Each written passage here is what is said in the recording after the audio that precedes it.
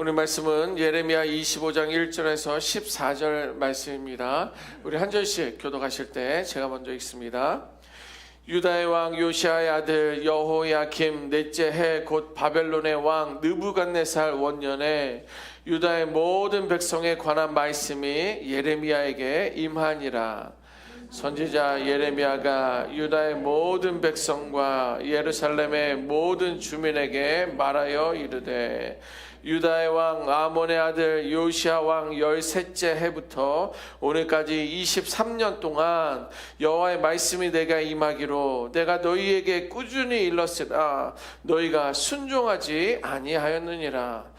그러므로 여호와께서 그의 모든 종 선지자를 너희에게 끊임없이 보내셨으나 너희가 순종하지 아니하였으며 귀를 기울여 듣지도 아니하였도다.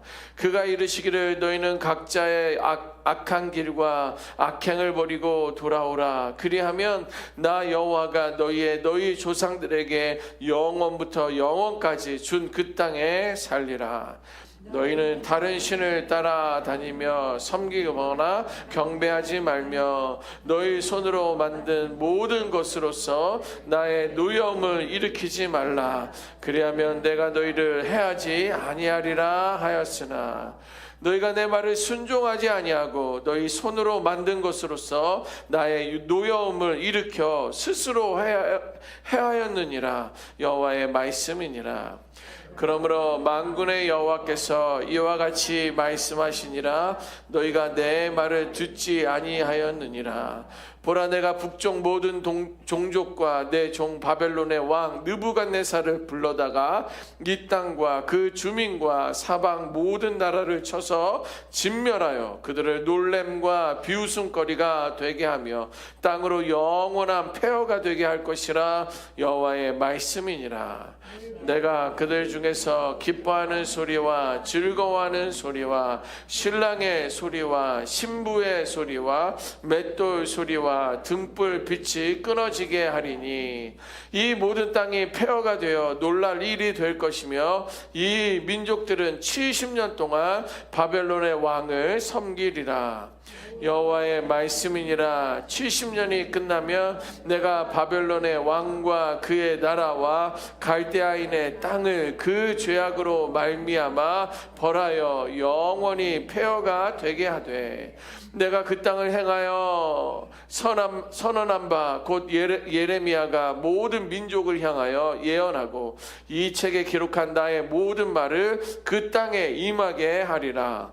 그리하여 여러 민족과 큰 왕들이 그들로 자기들을 섬기게 할 것이나 나는 그들의 행위와 그들의 손이 행한 대로 갚으리라.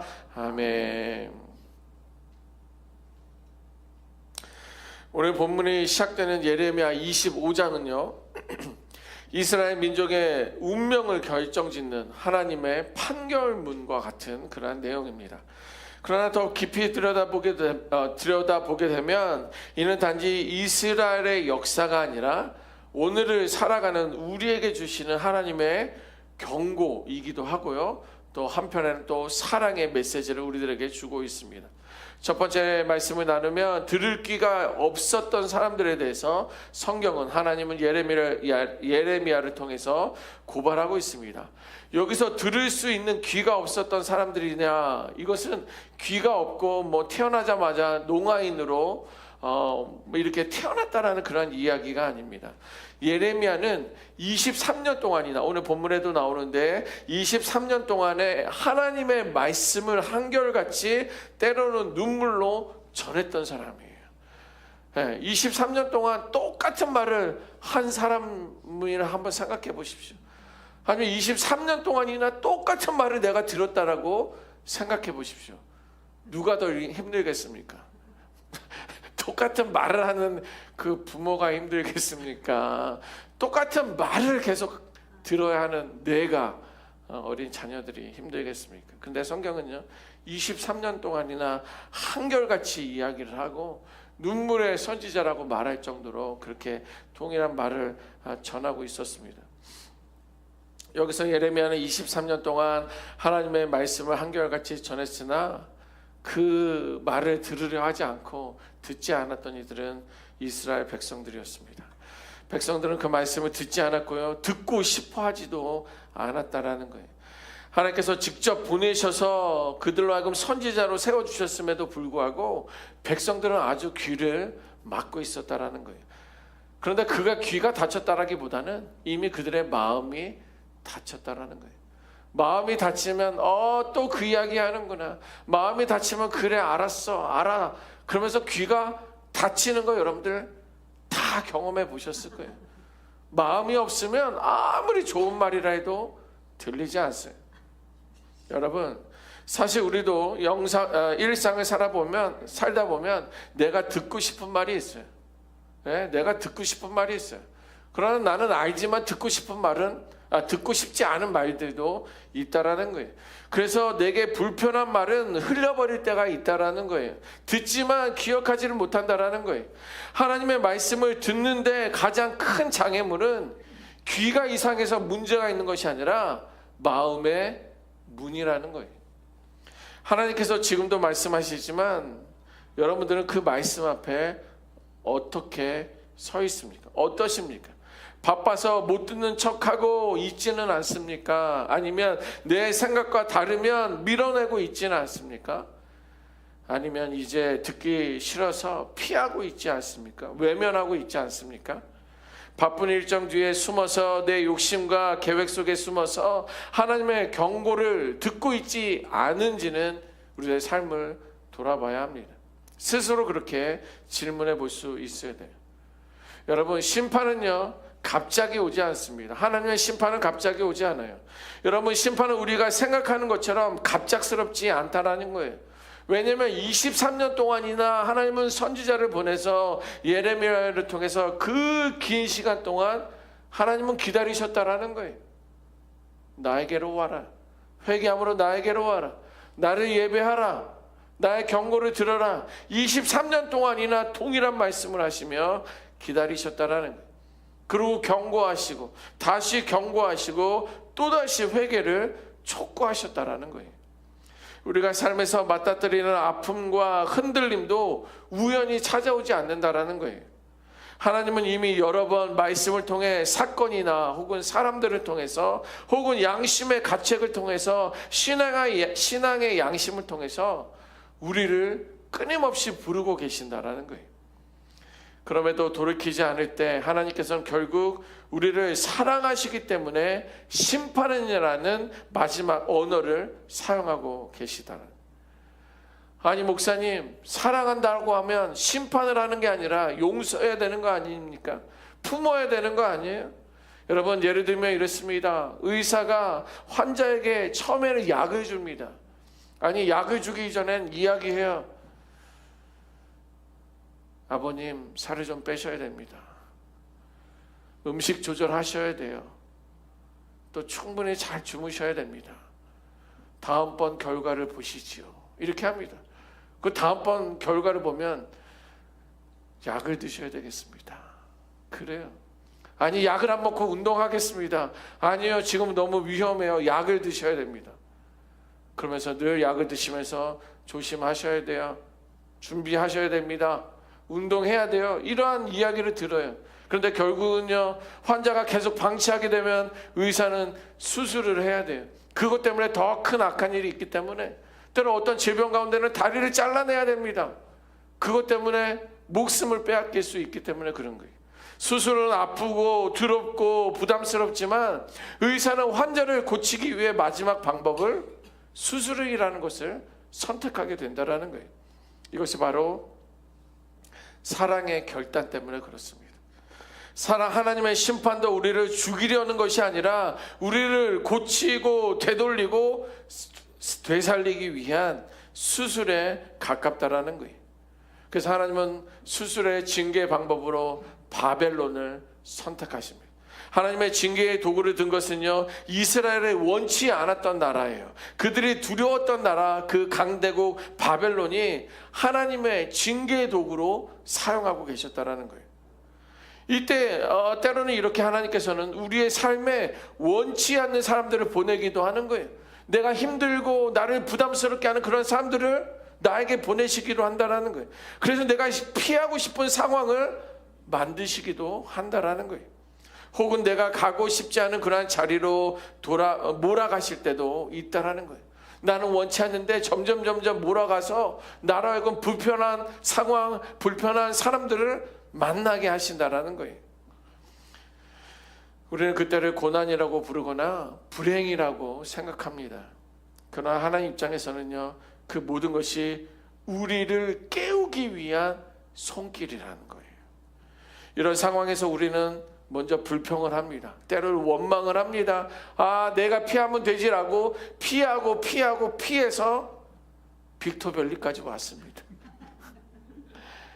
예. 왜 나에게만 이런 고난이 주어지나 억울하기도 하다라는 거죠. 그러나 여러분, 그 순간 우리가 먼저 해야 될 것은 원망이 아니라 질문입니다. 하나님에게 질문하는 거예요. 하나님, 이 일을 통해서 제게 무엇을 말씀하시고자 하는 겁니까? 내가 무엇을 듣지 못하고 있습니까? 무엇을 알아야 됩니까? 무엇을 붙들어야 됩니까? 묻는 거예요.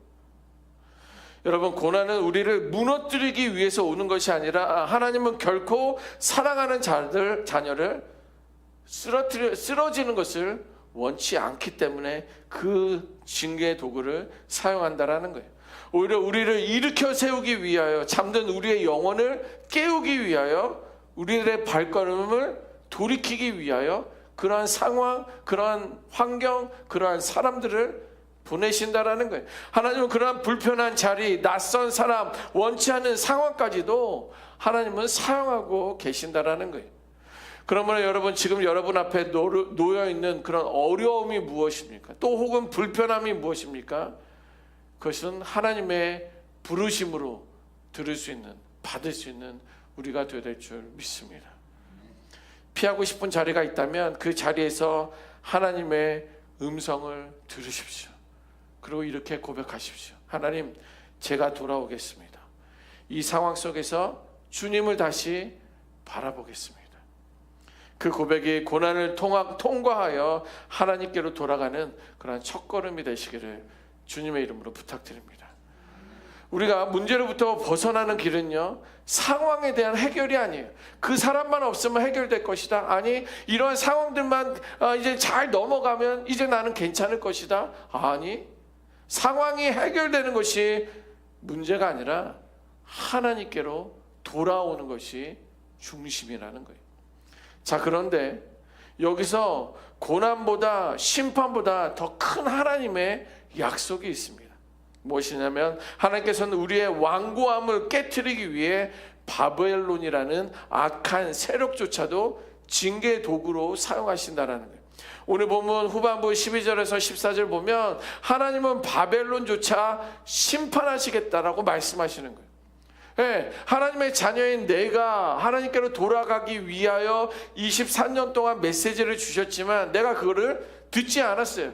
그러니까는 심판을 하시는 거예요. 나를 멸망시키고자 하는 것이 아니라 나로 하여금 돌아오게 하기 위하여. 그런데 그 징계의 도구로 바벨론을 사용하고 있다는 거예요. 그런데 하나님은 또 마지막 때에 그 바벨론조차도 심판하신다는 거예요. 하나님께서는요, 악을 사용하기도 해요.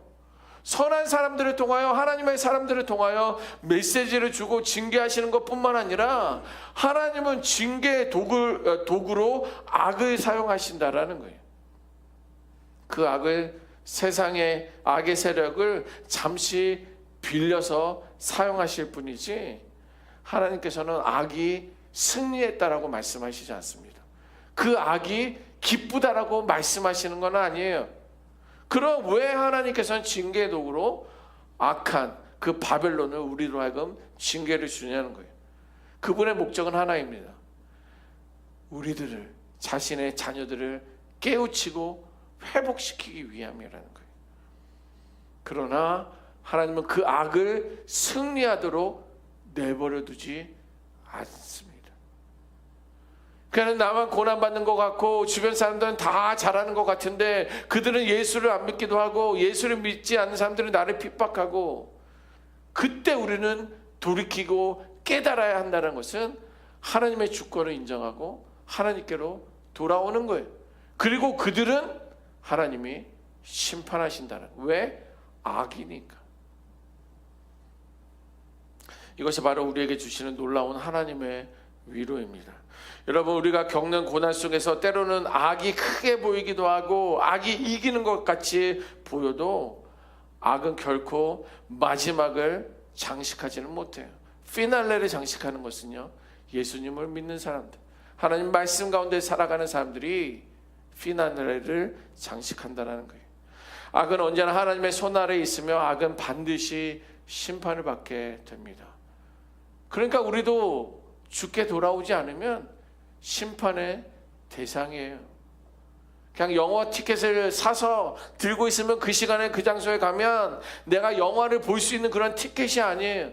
지금은 내가 구원을 받았지만 천국을 침노하며 지키지 않으면 분명히 그거에 대한 징계와 심판을 우리는 피할 수가 없다라는 거예요. 여러분, 그래서 우리가 고난 한가운데서 바라봐야 하는 것은 악의 힘이 아니라 그 위에서 일하시는 하나님의 주권을 볼 수 있어야 될 줄 믿습니다. 여러분, 바로 그것이 고난 속에서도 우리가 소망을 놓지 않을 수 있는 하나님의 위로예요.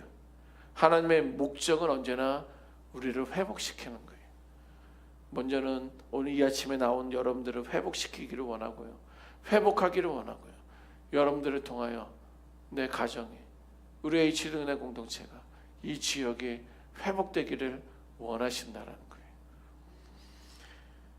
하나님은 23년 또 70년, 오히려 그보다 더 긴 시간이라도 우리를 기다리고 계십니다. 오늘 그 기다리심 앞으로 한 걸음 돌아서시는 우리 모두가 되시기를 주님의 이름으로 축원합니다. 아멘. 기도하겠습니다.